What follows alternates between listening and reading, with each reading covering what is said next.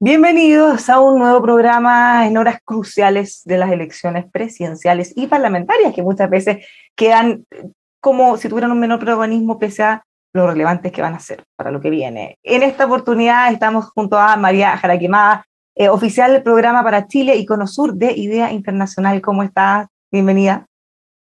Hola, buenos días, muchas gracias por la invitación, buenas tardes ya, muchas gracias por la invitación. Bueno, teníamos una programación inicial, lamentablemente Marco Moreno tuvo un incidente que no le permite estar con nosotros y Gonzalo Miller, que era el otro panelista confirmado, no hemos podido contactarlo, algo me imagino le debe haber pasado, vamos a ver si tenemos alguna respuesta prontamente, pero no nos va a estar acompañando, al menos inicialmente. Lo que nos deja a nosotros todo el espacio para tomarnos esta parrilla, y cosas para analizar, imposible más. ¿Qué te pareció esta semana de la recta final? Bueno, intensa como todas las semanas, no sé, desde el 19, desde el 18 de octubre del 2019.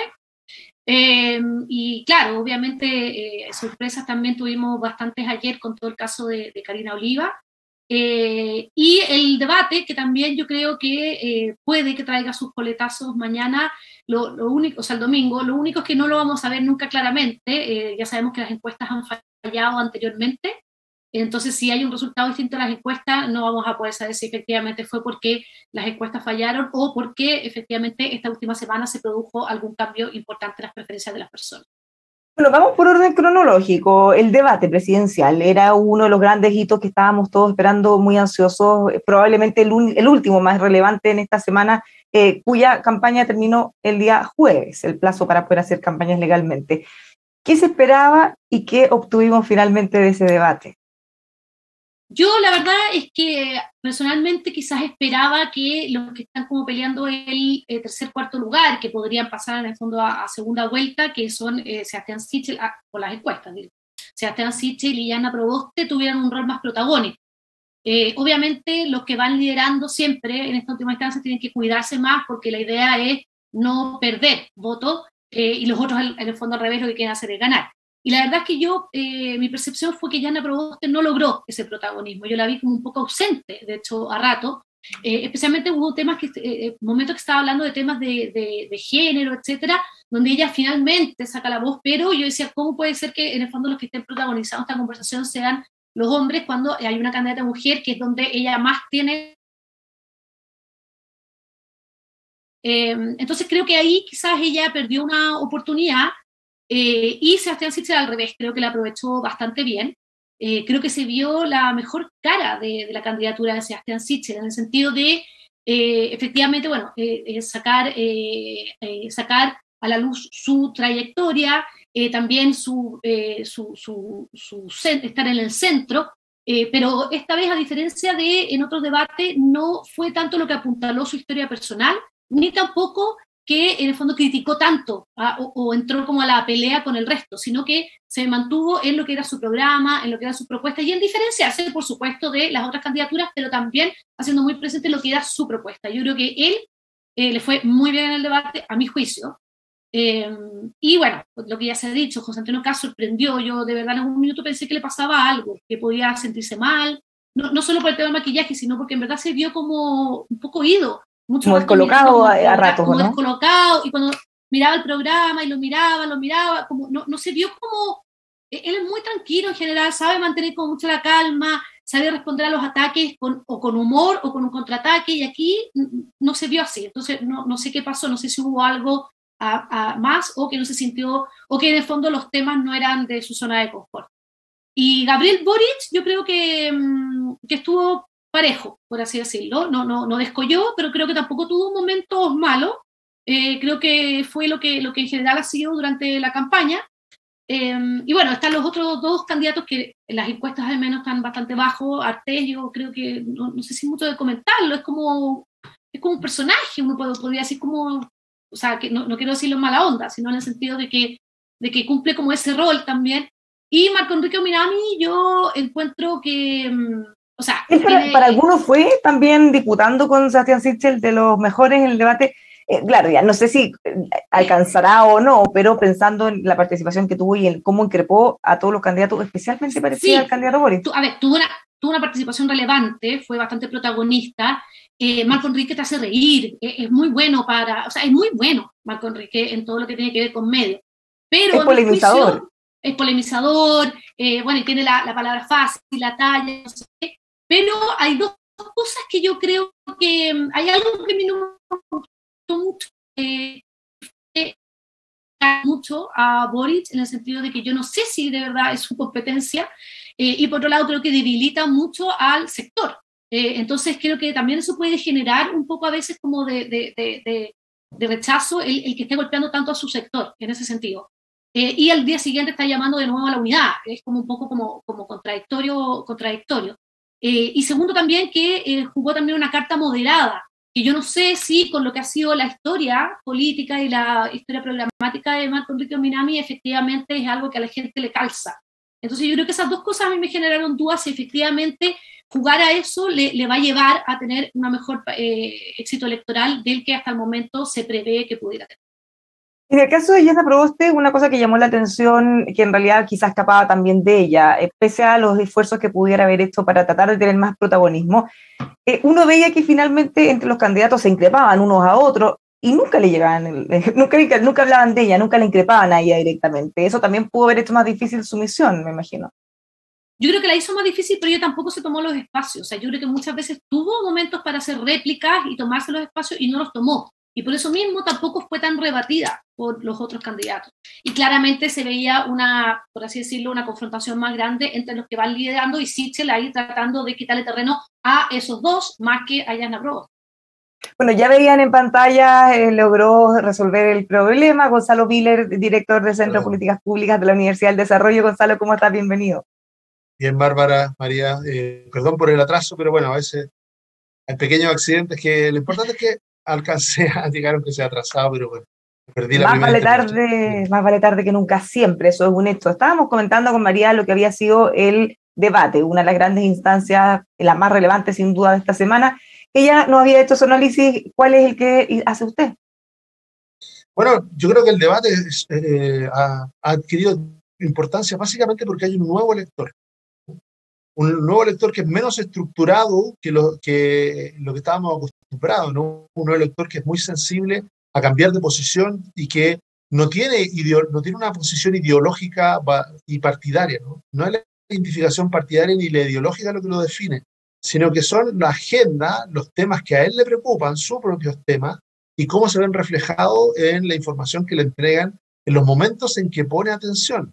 De esos pocos momentos que pone atención ese tipo de elector, son el periodo final, 2 semanas antes de una elección, y por eso este debate, incluso más que los anteriores, ha sido, yo creo que no solo el rating lo demuestra, ¿no? Ha sido tan influyente en la agenda y en el posicionamiento de los candidatos. Fíjense que teníamos un candidato que venía en una trayectoria ascendente y que tiene un mal debate y inmediatamente se prende una luz amarilla como de incertidumbre.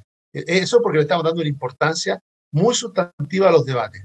Y cuando pensamos que el debate iba a marcar la elección hasta el domingo, ocurre el olivazo, ¿no? El olivazo 2.0 que nos tiene 2 días hablando de otra cosa y se nos olvidó el debate y cambió la agenda hacia otro lado y ahora empezamos a ver si eso tiene consecuencias electorales en el sentido contrario o afecta a otros. Esta incertidumbre tiene que ver con este nuevo elector que está muy dispuesto a poner atención a la campaña, atención a los debates, a buscar sus propios temas, aunque sea en un periodo muy acotado de tiempo de las últimas 2 semanas. Miramos el desempeño de cada uno de los candidatos en esa oportunidad. Después vamos a ir viendo las otras cosas que pasaron después. ¿Qué le parece? Los grandes ganadores, perdedores, eventualmente. Yo creo que en el debate, claramente, aquel que tuvo más complicaciones, yo diría que siempre en un debate, aquel que va primero, o que los demás sienten que va primero, es aquel que es desafiado por todos. Yo creo que eso le ocurrió a José Antonio Kast, no se le vio preparado para liderar, por decir así, el debate. Parece que el papel de desafiante le quedaba bastante más cómodo, ¿no? Si uno ve los debates anteriores, cuando él desafiaba a otros, se vio muy cómodo, muy libre. Ahora que tenía que dar respuesta, ahora que su programa estaba puesto arriba de la mesa, se le vio más dubitativo. Ahora los desafiantes, un poco le ocurre también a Gabriel Boric, ¿no? El segundo en recibir más ataques es también Gabriel Boric, que para muchos percibido como quien disputa cerradamente por el primer lugar. También recibió ataques, aunque en menor medida que José Antonio Kast. Ahora los desafiantes, Sebastián Sichel supo aprovechar los momentos de duda o los errores no forzados, algunos de ellos de José Antonio Kast. Eso sin duda, tiene ese instinto, ¿no? Es un buen polemista, aprovechó los momentos, cada uno de ellos. Ahora, ¿qué rendimiento electoral va a tener eso? Yo creo que sí va a tener rendimiento, aunque de manera acotada. Ya en la Proboste había una duda sobre qué iba a hacer. En el último debate fue por Boric, lo desafió abiertamente. En este debate, a pesar de que tuvo momentos de crítica, se le vio más tendiendo puentes. Habló de lugares que tenían en común con el candidato Boric y no tanto del contraste o las diferencias. No siguió profundizando sus críticas al Partido Comunista o a las posiciones más extremas en el programa de Boric. Se contuvo un poco. Yo creo que eso de respecto a los dos desafiantes. Y ya alguien que es protagonista del debate sin estar en él es Franco Parisi. Franco Parisi como que logra darle una vuelta a todo para ser el antisistema. El que no lo invitaran al debate, producto que no está en Chile, ¿no? Y que el debate es presencial, que debiera ser algo que le hubiera provocado un detrimento, ¿no? No estar expuesto en la televisión, 35 o hasta 40 puntos de rating. Él lo invierte y dice, yo soy el antisistema, los grandes canales no me quieren, hace su programa por internet, por YouTube, tiene una buena audiencia de su tribu electoral, ¿no? Y él se permite ir comentándole a todo y dando su opinión libremente. Yo creo que el formato Parisi, en términos de ser un candidato antisistema, le está rindiendo fruto. ¿Cómo ve ese fenómeno, María? Y tal como decía Gonzalo, él creó su debate paralelo y transmitió en vivo y en directo, muy elegante, muy bien vestido. Claro, afortunadamente sin las contrapreguntas de los periodistas. Sí, efectivamente, claro, tiene eso, y también, como dice Gonzalo, como él está ausente en los debates, tampoco los otros candidatos le golpean directamente. Entonces, claro, no tiene las preguntas de los periodistas y tampoco tiene la interpelación o las réplicas de los otros candidatos. Entonces, en ese sentido también es más fácil. Pero yo estoy expectante el domingo para ver su real resultado, porque la verdad es que hemos visto que en las últimas campañas mucho ha tenido que ver también con el trabajo en terreno de las candidaturas y un poco los vínculos que tienen. Sé que para presidente es distinto, ¿ya? Pero hay que ver en el fondo si es que efectivamente tiene esa masa del 10% solo a través de hacer campaña por redes sociales y también polemizando como lo hace, como dice Gonzalo, antisistema, antipartidos, anti todo un poco, con bastantes rasgos de populismo, y también con esto de que nadie más le pega, o sea, le pega por el tema de no estar acá, por el tema de la pensión alimenticia, pero no tanto por el programa. Nadie se ha metido de verdad como a analizar bien su programa y hacer las críticas que sí se le han hecho a todo el resto de las candidaturas. Entonces yo creo que eso, por cierto, que lo puede beneficiar, pero yo tengo dudas de qué tanto puede llegar. El 10% a mí me parecería súper alto. No creo que pueda crecer más. Él dice que incluso puede pasar a segunda vuelta. Algunas encuestas en los últimos tiempos decían que estaba en tercer lugar. En tercer lugar habría que verlo. Me cuesta creer que sea así, pero bueno, estamos viviendo una elección bastante sorpresiva en muchos aspectos, así que todo puede ocurrir el día domingo.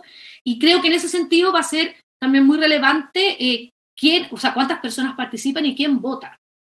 Porque efectivamente hemos visto en periodo de COVID, en las elecciones, como las personas que tradicionalmente eran las que más votaban, los que se llevaban como el pedazo más grande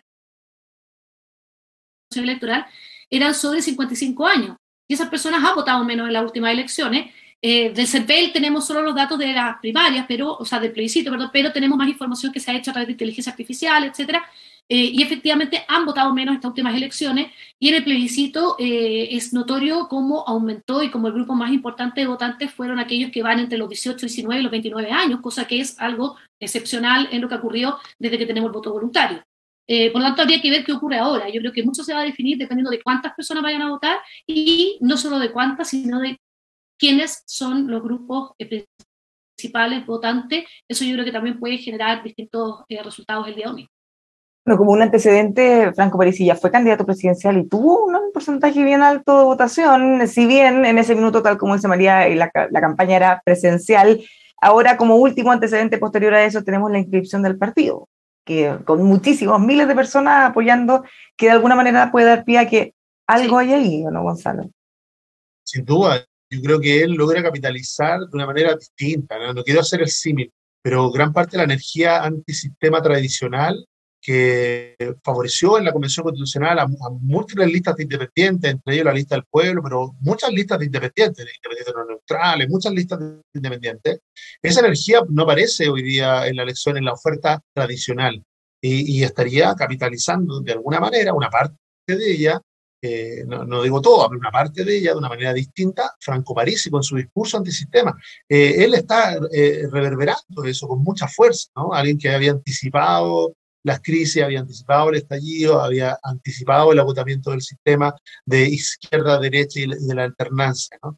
Y yo creo que no tanto él como liderazgo político, pero sí el electorado, sobre todo si pasa del 10%, independiente de que llegue tercero o cuarto, ¿no? Si pasa del 10%, yo creo que una de las claves de segunda vuelta va a ser el fenómeno Parisi. No digo Parisi él como liderazgo político, pero sí entender cómo hay una gran cantidad de chilenos que está de alguna manera buscando algo distinto, ¿no? Y que cuando los dos candidatos que pasen a segunda vuelta van a haber adhesiones que van a ser políticas, ¿no? O candidatos alternativos de derecha o de izquierda que van a tender a sumarse. Pero los ojos van a estar puestos en Parisi y ese 10%. Tratando de entender ese fenómeno, porque obviamente son todos multicausales, quizá uno puede ver o distinguir, a diferencia de la lista del pueblo o de otros sectores que siempre se han planteado como más críticos, que quizá la alternativa que plantean es algo totalmente distinto, antisistema, anti todo, y más que lo que hace Franco Parisi es anti los que están, en el fondo. Ellos son los turbios, ellos son los que echan a perder las cosas, nosotros vamos a hacer que todo funcione bien, que es muy distinto, porque quizá es, bueno, más de lo que tenemos, mejor, resolviendo los problemas y no cambiándolo por algo totalmente distinto que no sabemos qué es o que podría llevarnos incluso a una especie de anarquía. Sí, claro, no es un antisistema clásico, ¿no? Es distinto, porque él, como tú dices, apunta mucho al mérito, a la real meritocracia, ¿no? Y él, como representante de esa meritocracia, de primera generación en la universidad, acceso al poder desde lo económico, de lo social, desde lo académico, y el retraso que hay en eso, que es evidente en Chile, ¿no? Cómo las clases medias logran acceder. Cuando uno mira la composición del voto Parisi, o de los electores de Parisi, y sobre todo otra clave de su mensaje es que su mensaje está casi todo hecho en clave económica, ¿no? Porque bueno, él es un economista, pero todo su mensaje está hecho en clase económica, de cómo te puede ir mejor, cómo los impuestos, subirlos, bajarlos, cuáles mover para que a ti te vaya mejor. Ese es como el centro de su discurso. Y yo creo que más que dejarlo fuera Parisi por lo que representa, los candidatos le van a tener que empezar a poner atención a cómo ese discurso, poniendo la atención a las claves del discurso, es capaz de capturar un 10% de los chilenos. ¿Ah? Un 10% de los chilenos. Entonces, sobre todo en clases medias bajas, sobre todo en sectores profesionales. ¿Ah? El mundo Parisi no es un mundo de profesionales de clase media baja. Entonces, yo creo que vale la pena dar una vuelta ahí, yo creo que todos lo van a hacer. Y cuando hablamos de moderación de los candidatos en segunda vuelta, va a ser una moderación más que yendo a un centro político que parece que ya no tiene fuerza, no existe, va a ser más en esta clave, la clave de gente que dejó de creer en el sistema y que está buscando respuestas fuera de él. No sería raro que después lo busquen para que haga telecampaña para algunos de los candidatos en segunda vuelta. Vamos, todo está por verse. En este mismo escenario, estamos hablando de la desconfianza, que puede ser de alguna manera uno de los puntos que le han dado a candidatos como él más espacio. ¿Cómo viene o cómo pega el olivazo? Hay un sector que plantea que van a renovar la política, que van a ser totalmente distintos, que no van a caer en vicios, delitos, incluso que han caído otros sectores y finalmente ocurre esto. Algunos dirán se trata de un caso súper aislado y es muy relevante la reacción que tuvieron en el conglomerado, sobre todo el candidato presidencial. Otros dicen que en realidad el daño ya está hecho y esto puede impactar no solo la candidatura de la candidata senadora, sino que incluso en general o gente que iba a ir a votar prácticamente se quede en su casa. ¿Cómo ven ustedes que impacta en este escenario tan ya convulsionado, María? Sí, a mí mi preocupación es lo último que tú dices. Yo creo que esto puede afectar la participación ciudadana, como tú dices, alguien que, porque no solo el sector de ella, sino que ella también hizo mucho campaña como hablando de esta renovación, de los mismos de siempre, versus la diferencia de ella lo que venía a ofrecer, que era como esta nueva política, personas en el fondo que venían de la calle común y corriente y que no tenían esos privilegios, etcétera, etcétera. Entonces, eso yo creo que puede afectar la participación electoral, espero que no, pero por cierto que se corre un gran riesgo de nuevo ver lo mismo de siempre, se hacen cambios y sigue pasando lo mismo, etcétera, etcétera. Están ahí solo para, en el fondo, sus propios intereses y enriquecerse, etcétera. Al sector del Frente Amplio no lo tengo claro cómo le va a afectar, o sea, quizás le afecta igual algo en la senatorial, no solo a ella, sino que a las listas que están en el Frente Amplio puede que le afecte también, ¿ya? Pero al sector del Frente Amplio, pensando ya, por ejemplo, en Boric, yo no sé si le va a pegar tan fuerte porque creo que salieron muy rápido, de una manera muy contundente, y a mi juicio de una forma que no estamos tan acostumbrados a verlo. En general nosotros escuchamos decir como, hay que investigar, calma, hay que investigar. Veremos que las instituciones funcionen y veremos qué dicen las instituciones, lo cual a mí también me parece lógico. Si en el fondo hay un tema de que hay que tener siempre más antecedentes, etcétera. Eso fue lo primero que dijeron, de eso. Si uno mira a todos los líderes, eso fue exactamente lo que hicieron. Lo que pasa es que el periodo fue muy cortito hasta la redacción dura. Lo que pasa es que eso fue el día antes, que en el fondo lo único que teníamos era que al parecer habían algunos sueldos inflados. Pero bueno, lo que pasa es que este caso también es bien especial, porque realmente es increíble que todas las investigaciones que están haciendo ahora es por los propios dichos de ella. O sea, ella sale a hacer como un control de daño y finalmente termina autoinculpándose de irregularidades, potenciales delitos. Entonces todos salen, obviamente ahí era imposible que alguien, a mi juicio, le prestara apoyo o dijera esperemos la presunción de inocencia cuando el mismo reconocimiento viene de parte de ella, sí, queriendo, me imagino yo. Entonces ahí ya se hace más complejo, agravó su situación personal de una manera tremenda. Y yo creo que ahí, bueno, no quedaba otra que lo que se hizo, pero creo que fue bastante rápido y contundente. Entonces no sé si ahí le va a golpear efectivamente o no a Boric, puede que algo le golpee, pero no sé si de manera tan importante, porque creo que se distanciaron muy rápido de la situación y un poco la dejaron sola. El propio partido de ella también la dejó sola. Varios militantes del partido sacaron declaraciones diciendo no vamos a votar por ella, invitamos a votar por otras candidaturas como Claudia Pascual. Entonces yo creo que puede que no se vea tan afectado. Pero sin duda esto nuevamente es un golpe a la confianza en las instituciones que ya es paupérrima, la de los partidos políticos que está en el suelo, o sea, más bajo, es difícil preverlo, y por supuesto también a todas las instituciones políticas. Yo creo que eso es muy complejo y podría afectar la participación, creo yo. ¿Cómo ve, Gonzalo, en todas estas instancias que puede afectar ya conocido como el olivazo? Sí, yo creo que sin duda tuvo un efecto político tremendo, ¿no? Cuando pensamos que no iba a pasar nada de aquí a la elección, aparece este reportaje y se toma la agenda de los últimos 2-3 días antes de la elección. Yo creo que va a tener un efecto político muy fuerte y va a tener un efecto electoral también muy fuerte. Porque la reacción contundente, como decía María, del propio Frente Amplio, prácticamente la condenó, la hizo ilegible, ¿no? Recordemos solamente un dato, ella fue candidata a gobernadora, tuvo una gran votación, perdió finalmente con Claudio Rego, sorpresivamente, pero iba candidata a senadora fija, ¿no? Era la candidata ancla del Frente Amplio para la región metropolitana, la región más grande de Chile. Era la candidata estrella y de alguna manera se tuvo que transformar en inelegible, ¿no? En tratar de aislarla. Yo creo que lo radical de la decisión de dejarla sola tiene que ver, ¿por qué? Para evitar o tratar de acotar el daño electoral solamente a la persona y no que siguiera hacia la lista. Yo creo que muchas veces todo esto en la mente de las personas no son aislados, ¿no? Daba todavía la reverberancia del caso Rojas Vara. Ahí hubo un daño en la convención tremendo.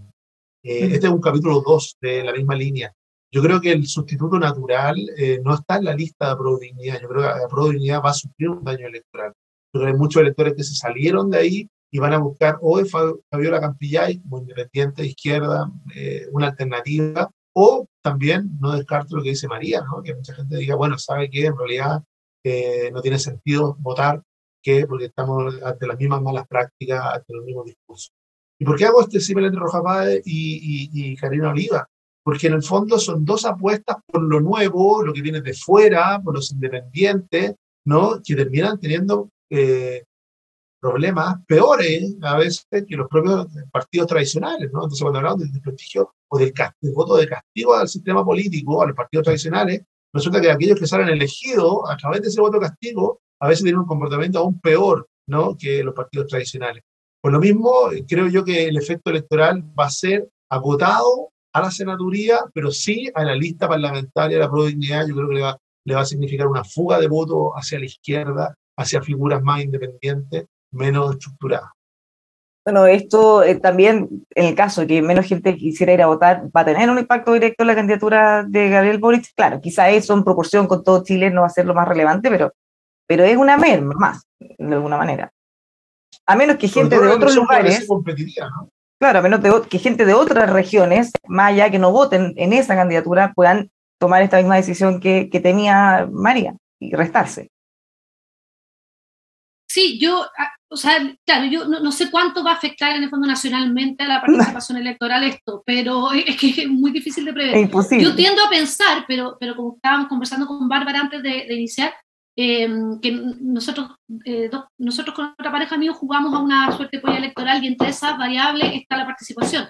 Yo tiendo a pensar que podría haber una participación alta, similar al plebiscito, incluso un poco más alta, dada la competitividad y la poca certidumbre o claridad efectivamente de quienes van a pasar a segunda vuelta.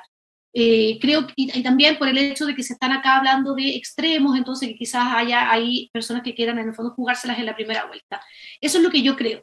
Pero la verdad es que, como hemos visto en los últimos tiempos, es muy difícil de predecir. O sea, yo para la elección de mayo pensé que iba a haber una mucho mejor participación por el hecho de que estaba eligiéndose a los miembros de la convención. Y en las primarias jamás pensé que iba a haber tan buena participación. Entonces, claramente mi ojímetro ahí no está muy afinado, está más afinado los resultados a veces porque la chunté muy bien a los resultados del plebiscito, pero el tema de participación electoral creo que no estoy muy bien, así que la verdad es que está por verse si esto afectaría en verdad tanto, a pesar de tener por primera vez un escenario tan abierto. O sea, recordemos que en la elección presidencial pasada votó mucha más gente en la segunda vuelta que en la primera, porque en la primera, no, a mi juicio, no se dieron los resultados que decían las encuestas de una diferencia tan grande entre Sebastián Piñera y, bueno, Alejandro Guillermo tuvo menos votos, pero en el fondo que descollara tanto, y por lo tanto se veía más abierta la segunda vuelta. Entonces, probablemente se movilizó más gente que quería dar la certeza de que ganara Sebastián Piñera, y otra que vio una oportunidad de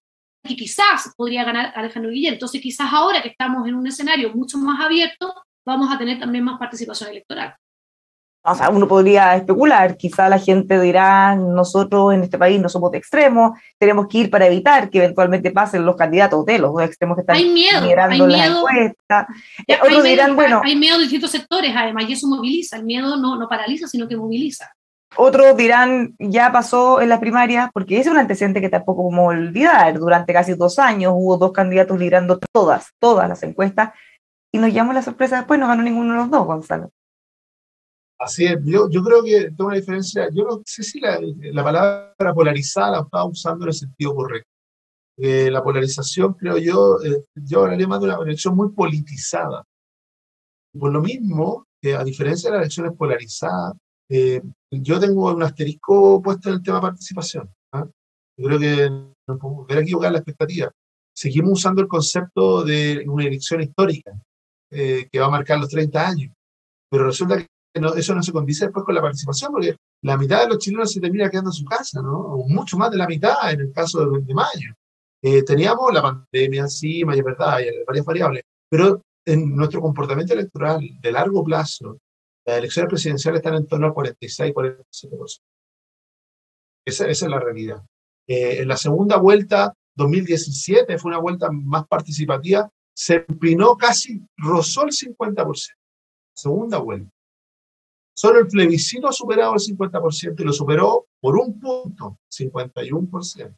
Y en mayo tuvimos 43%. Esos son los datos, ¿no? Ahora, yo creo que vamos a tener una elección 2017 muy movilizada, sí, pero muy parecida en términos de cantidad de personas votando la del 2017. Se nos olvida la del 2017.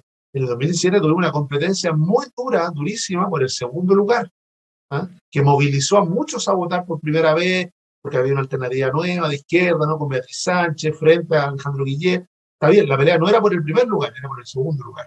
Hoy día la competencia más cerrada, y yo creo que ha generado una gran presión sobre el voto útil. Yo he escuchado a muchas personas que están anticipando su voto de segunda vuelta, ¿no? Que dicen, mira, no me gusta tanto, yo votaría por otro, pero ya, si aquí están entre estos dos, van a estar anticipando votos por Boric y votos por Kast. que deberían ser en segunda vuelta, lo están anticipando en la primera vuelta. Sobre todo porque todavía hay algo que está en la cultura política chilena, que es aquel que gana la primera vuelta siempre ha ganado la segunda. Pero eso que se dice tan rápido y fácil tiene un asterisco. Sebastián Piñera le saca 12 puntos de ventaja a Alejandro Guillén en la primera vuelta. Ahora nadie cree que vaya a existir una diferencia de más de 3, 4 puntos si es que entre el que salga primero y salga segundo. O sea, vamos a tener una primera vuelta estrecha y lo más probablemente es que también vamos a tener una segunda vuelta muy estrecha. O sea, aquí más importante que nunca mirar cuáles son las posiciones de José Antonio Kast, Sebastián Sichel por un lado, y Anna Proboste, Gabriel Boric. Bueno, en realidad todas van a ser importantes, la duda Franco Parisi. ¿Qué pasa con Franco Parisi? Claro, él podría ser eventualmente quien incline la balanza, uno no lo tenemos como saber. Ahora, hay algunos que dicen que esta elección se ha presidencializado mucho y siempre ocurre así, porque en general es una tendencia, pero la elección del Congreso probablemente va a ser la más importante sí, desde siempre, considerando el rol que pueden tener en paralelo a la Convención Constitucional. ¿Cómo ven ustedes? ¿Cuáles son las proyecciones? ¿Se espera que se repita algo parecido a los resultados de la Convención Constitucional? ¿El escenario ha cambiado tanto que se podría ir hacia el otro lado? ¿Cómo están viendo que van a ser los resultados de esa elección, Maya? Sí, yo también coincido en que esta elección ha estado mucho más presidencializada quizás que otra. Hemos tenido como pocas novedades de la parlamentaria, que yo lo lamento. Y también es por un hecho de que para los medios de comunicación, por ejemplo, también es muy difícil hacer debates etcétera, entre tantas candidaturas. O sea, estamos con un número de candidaturas impresionante. O sea, de verdad que cuando uno ve como vota A, Y, uno dice como, pero... entonces, claro, efectivamente lo complejiza mucho, ¿ya? Ahora, yo no creo que sea posible tener un escenario similar al de la convención, básicamente porque las reglas son distintas. O sea, en la convención hubo excepciones. Primero tuvimos el tema de la paridad, tuvimos el tema de los escaños reservados, pero también tuvimos el tema de que a los independientes se les permitió ir en lista y tener en el fondo la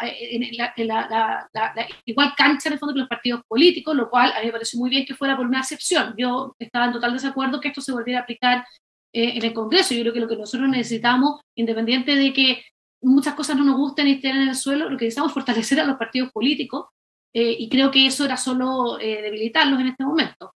Por lo tanto, no creo que se dé el mismo escenario, pero no dudo de que puedan haber efectivamente, no sé si personas, quizás habla de Fabiola Campillay, que podría ser un caso, quién sabe si también César Leiva, que en el fondo era el que estaba detrás de Contralorito, que son de los pocos independientes que además llegan a las papeletas, pero no dudo que en el fondo también los partidos hicieron un esfuerzo, dado lo que estaban viendo, de que personas independientes fueran por sus listas. Entonces, eso podría pasar.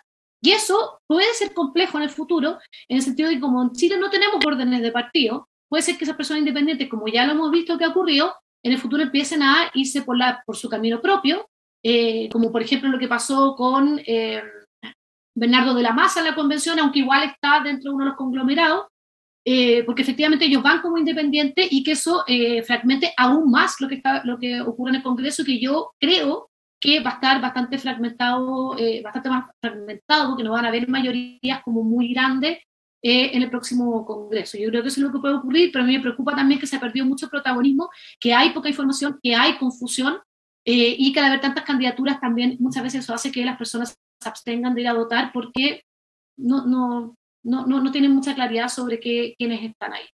A eso le podemos agregar, Gonzalo, el hecho, bueno, seguimos viviendo en pandemia, muchos estamos trabajando todavía desde nuestras casas, salimos poco, hay menos publicidad en las calles y en general uno en la medida que sale menos, también se expone menos a esa información, entonces a menos que uno sea muy proactivo y busque, ni siquiera se entera de quiénes son los candidatos. Bueno, sí, como lo decía bien María, es muy difícil. Solo en la región metropolitana hay 45 candidatos a senador, para 5. Claro, la posibilidad de tener un debate de 45 personas es prácticamente imposible. Entonces, no ha existido mucha información, eso es una gran ventaja para los incumbentes, es una gran ventaja para la oferta tradicional, sin duda, más allá de que se cambien las reglas. Pero también, para ser justo, creo yo que de la elección de mayo hasta aquí han habido cambios también en la percepción de la opinión. Si no se explica que tengamos una elección presidencial competitiva, de la elección de mayo no deberíamos tener una elección presidencial competitiva. Sobre todo pensando en que Gabriel Boric prácticamente no tiene competencias a la izquierda. O sea, ni Marco Enrique Dominada ni a Eduardo Artés son verdadera competencia, ¿no? Para su funcionamiento.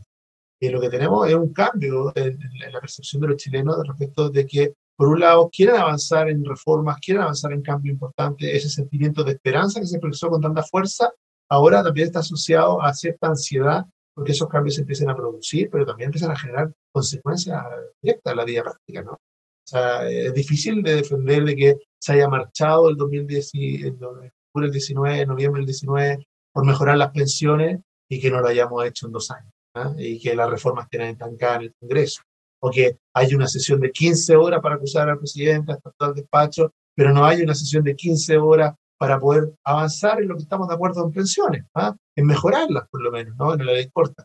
Yo creo que eso también juega cuando revisamos nuestra participación electoral, porque tampoco la podemos mirar ajena a lo que es la oferta, el diálogo político, la agenda política, los logros que logra, ¿no? La política como el mecanismo capaz de darle solución a los conflictos y de generar reformas y avances en la sociedad, también tiene sus bemoles, tiene sus críticas y su legitimidad tiene que ir de la mano de ser capaz de producir cambios. Entonces, hay muchos que la miran con distancia, ¿no? Y por eso no votan.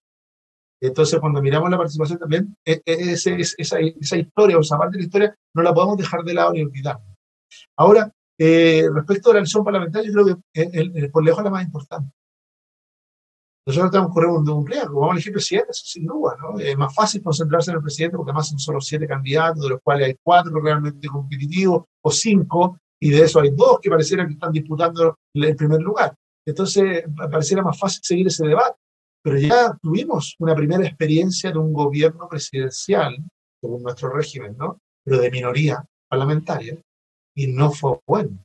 Y todas luces lo que da es que ninguno de los candidatos presidenciales, si llega a ser elegido presidente, va a tener una mayoría propia en el Congreso, sino que va a necesitar de otros, ¿no? De alianzas con otros, que de otras candidaturas, de otros sectores políticos. Entonces puede ser que tengamos una versión agravada del presidencialismo de minoría, o algo que hasta ahora no hemos conocido, pero se ha conocido en otros países, es que cuando existe este fenómeno, lo que empieza a aparecer es el presidencialismo de facto, es decir, presidencialismo que se concentra más en la gestión y menos en la reforma legal. Hasta ahora nosotros, en nuestra cultura, lo que hemos visibilizado siempre es que los cambios están asociados a reformas constitucionales, legales, y no necesariamente solo a gestión. Esto nos lleva a otro punto que quizás no habíamos considerado desde antes. El resultado del Congreso, de una u otra manera, va a condicionar los programas de los candidatos, sea la mayoría que sea, y aquí ya la vamos a conocer, y sea la magnitud, porque uno puede decir que la oposición tiene mayoría o eventualmente el oficialismo, pero no es lo mismo un sector de otro, ¿cierto? No es lo mismo el Partido Comunista que la Democracia Cristiana, por ejemplo. Entonces, de alguna u otra manera vamos a saber cuáles de las cosas que proponen los candidatos definitivamente no van a ser viables, por más que sigan en su programa. Si hay una mayoría muy contundente de oposición, por más que el candidato José Antonio Kast, por ejemplo, planteara bajar impuestos, eso no lo va a poder cumplir. Lo mismo en el caso contrario del candidato Boric. Eso nos va a marcar una segunda vuelta que puede ser distinta a lo que estamos previendo, ¿no, María?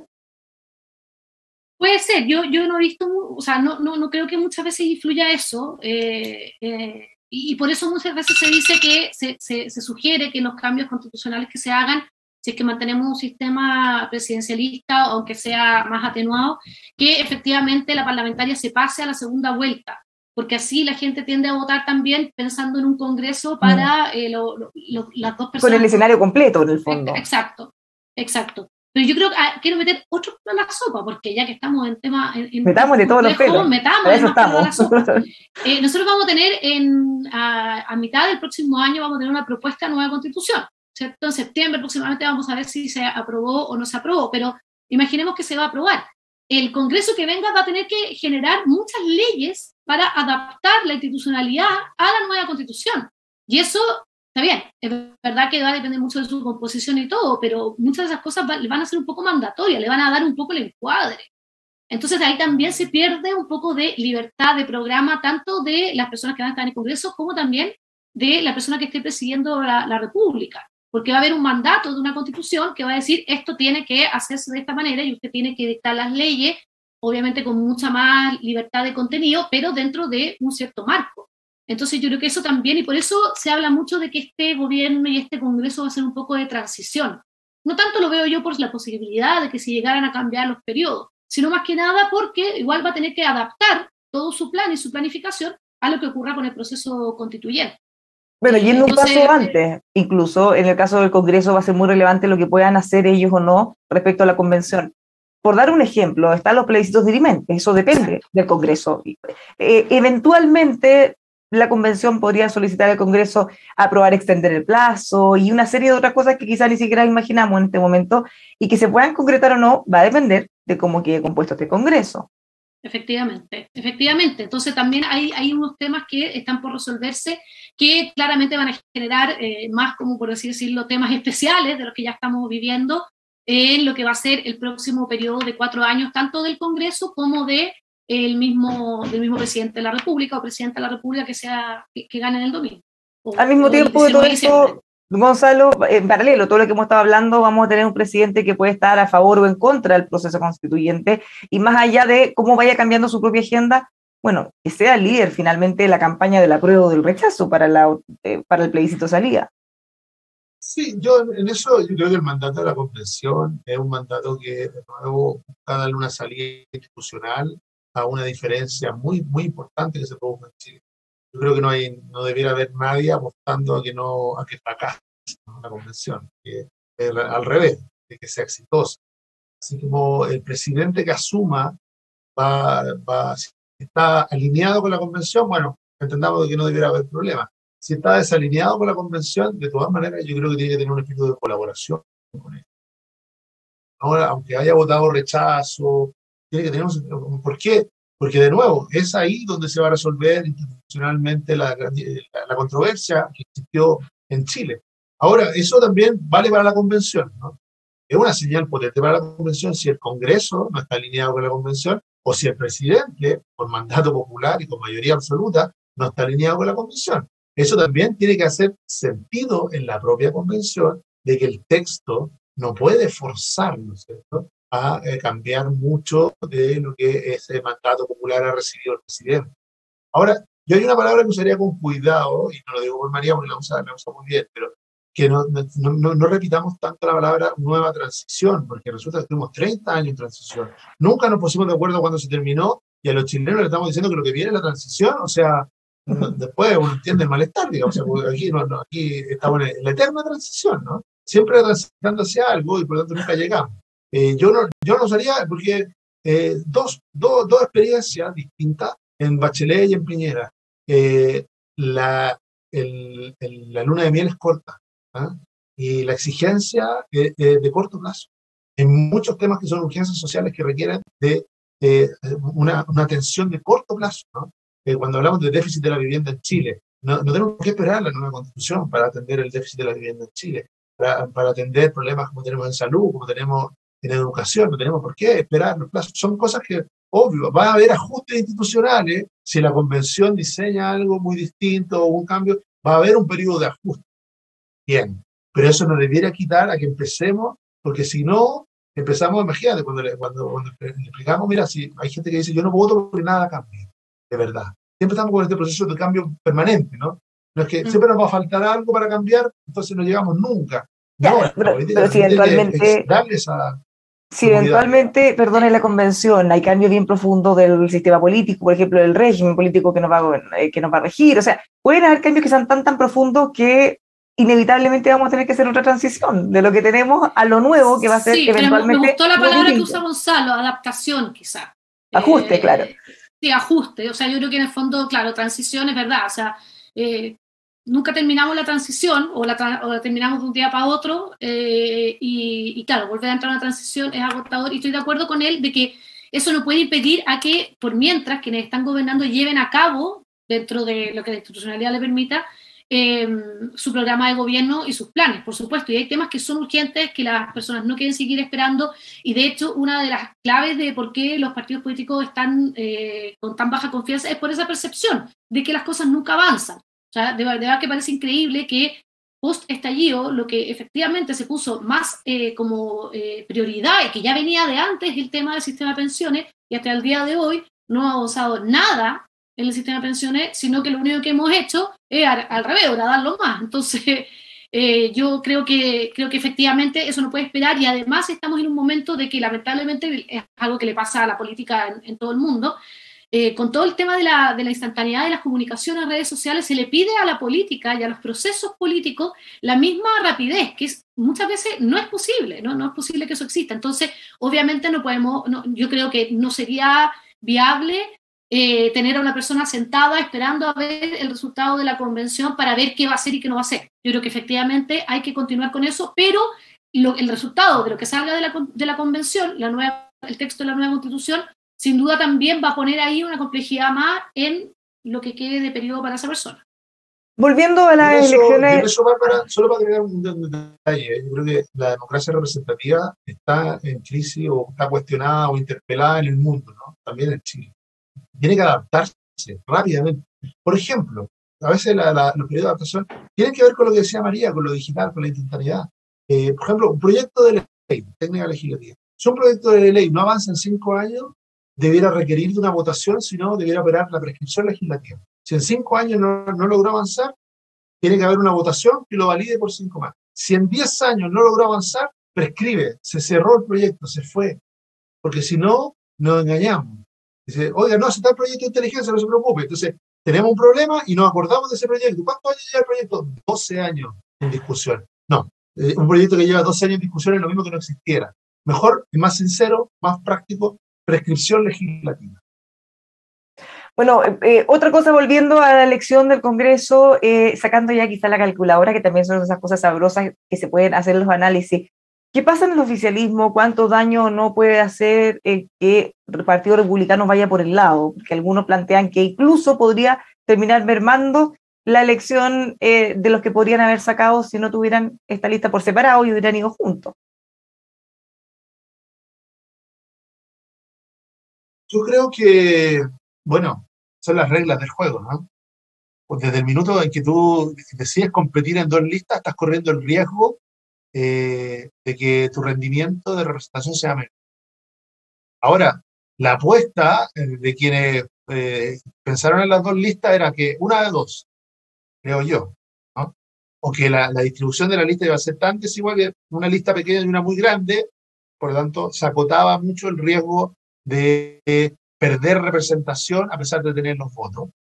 El problema surge cuando eso se empareja, ¿no? Porque ahí sí empieza a tener una gran cantidad de votos y mucho menos representación. Y eso no tiene que ver con lo que le ocurra a la derecha, le ocurra a la izquierda, le ocurra, al que lo haga le ocurre, porque son las reglas del sistema. Pero por otro lado, también tuvieron en mente que quizá no solamente esa distribución iba a ser muy distinta, sino que iba a generar una mayor competitividad, ¿no? Tener más candidatos iba a generar más votos. Es decir, que no solamente se iban a estar distribuyendo los mismos votos entre los dos. Eso creo que hasta ahora no se está cumpliendo. O sea, si Chile Vamos, más republicano, no suma más del 33% de los votos, va a ser un ejemplo clásico de una competencia que no es virtuosa. No trae nuevos votos, sino que solamente es una nueva manera de repartirse los que ya había. Y si lo hace de la manera incorrecta, puede tener un castigo severo en representación. Recordemos, Chile Vamos tuvo el 38% de los votos en la última elección parlamentaria, y eso le permite a diputados y le permite obtener el 45 o 46% de la representación. Hoy día podría obtener un poquito menos de votos, en torno al 33-34, pero una representación mucho menor. ¿Por qué? Porque en 2017 recibió el premio de la lista más votada. Pero el premio a la lista más votada no es el premio a la lista de Chile Vamos ni a una lista en específico, ¿no? Si hay otra lista que es la más votada, va a recibir el premio de representación. María. Sí, yo creo que para la convención, por ejemplo, no tuvo los resultados que se esperaba ir en una sola lista, y por otro lado a la centroizquierda, siendo que a los partidos tradicionales le fue bastante mal, la centroizquierda tampoco le fue tan mal para ir dividida. Entonces yo, no sé, creo que está por verse si efectivamente les va a afectar tanto. Quizás a veces los electores premian más por el hecho de, en el fondo, yo no votaría jamás por esta lista si es que está con. Entonces hay que ver si eso efectivamente ocurre, pero igual yo creo que va a haber bastante más fragmentación o más división en el fondo en este próximo Congreso que lo que hay en el de hoy en día. O sea, yo no sé si vamos a poder hablar como de 2 bloques, van a haber 3, 4. Ahora son 3, podríamos decir, pero igual se habla de la oposición y el oficialismo, ¿ya? Yo creo que ahora va a ser bastante más complejo y le va a dar una complejidad bastante más grande a quien gobierne, y eso también yo creo que va a ser quizás algo que debería estar atenta a la convención para mirar en la práctica cómo salen estos fenómenos y cuál es el futuro de la gobernabilidad con los distintos sistemas.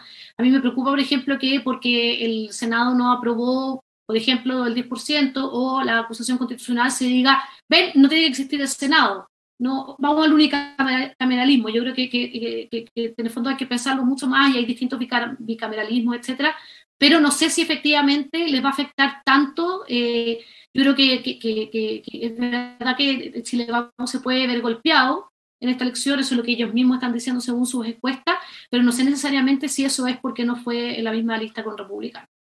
Una última cosa, ya para picar súper fino. ¿Cuáles son los nombres, cuáles son los rostros que vamos a estar mirando con más atención, sabiendo o sacando, digamos, la presidencial, que ya hablamos harto de eso al principio, pero en el caso del Congreso, ¿cuáles son los rostros que miramos con más atención a ver su desempeño o qué pasa con ellos, Gonzalo? Mira, es que ahí diste con una clave, ¿no? Estamos acostumbrados a que las elecciones lo que provocaban era la consolidación de liderazgo y de rostro, ¿no? Y así, por ejemplo, alguien que había sido diputado lograba ser senador y se consolidaba, incluso si era por la metropolitana, se hablaba de como un futuro presidencial. Y la verdad, yo creo que lo que vamos a observar el domingo es una gran cantidad de nombres y rostros nuevos. Pero nos va a costar, ¿ah? Nos va a costar leer lo que pasó. ¿Por qué? Porque no van a ser nombres tradicionales, en su gran mayoría van a haber nombres tradicionales, ¿no? O sea, yo creo que los partidos tradicionales van a conservar una parte de la representación, pero va a haber mucho espacio en los candidatos nuevos. Sobre todo porque además los propios partidos han hecho ese esfuerzo, ¿ah? O sea, cuando uno mira, yo estaba mirando las listas incluso de la Democracia Cristiana o del PPD, son nombres nuevos, ¿no es cierto? Natalia Perriquettil, que es la presidenta del PPD, que es candidata a senadora por la región metropolitana, si llegara a salir elegida, claro, es un nombre nuevo, o sea, es parte también de la renovación desde el sistema político, desde los partidos tradicionales, ¿no?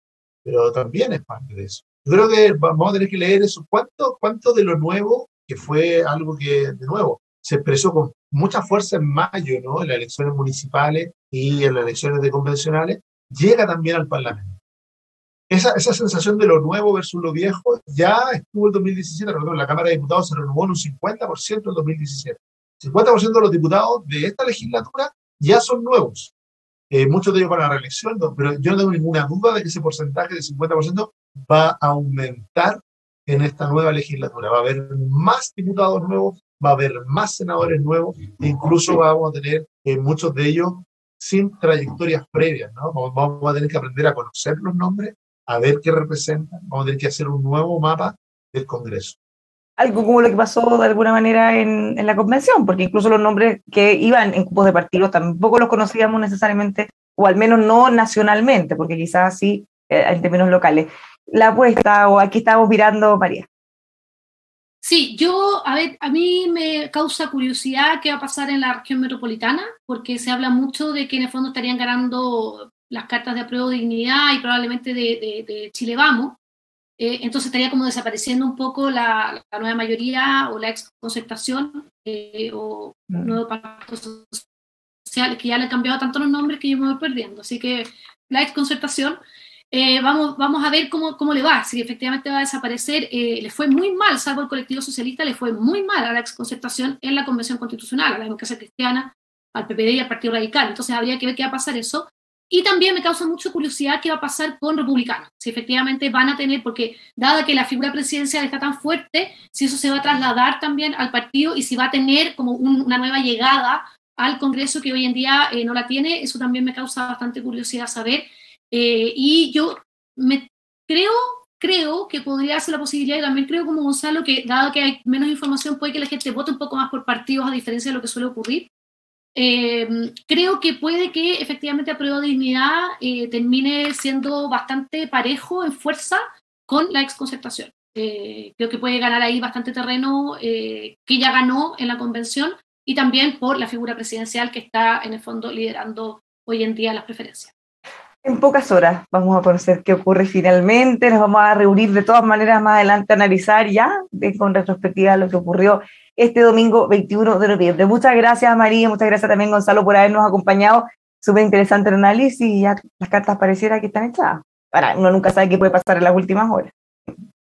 Muchas Así gracias. Las sorpresas han marcado esta elección, así que falta una Así que eternidad para el domingo. ¿Quién sabe si se van todos a cuarentena preventiva y no pueden votar por sí mismos? uno no sabe hasta que sean la hora de los cierres de la mesa, probablemente recién vamos a tener alguna certeza. Muchas gracias a los dos, que tengan un muy buen día. Vale. Gracias. Muchas gracias. Chao, María, chao, Bárbara. Muchas gracias también a todos quienes nos acompañaron. La invitación, por supuesto, es acompañarnos en estas horas previas a las elecciones aquí, como siempre, en emol.com.